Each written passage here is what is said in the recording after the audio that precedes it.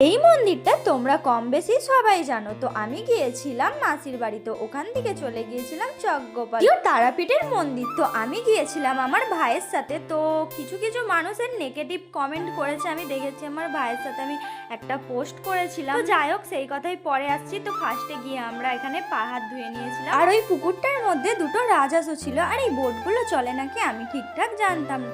তো তারপর এখানে আমি পুজোর ডালা কিনে নিয়ে চলে গিয়েছিলাম উপরে।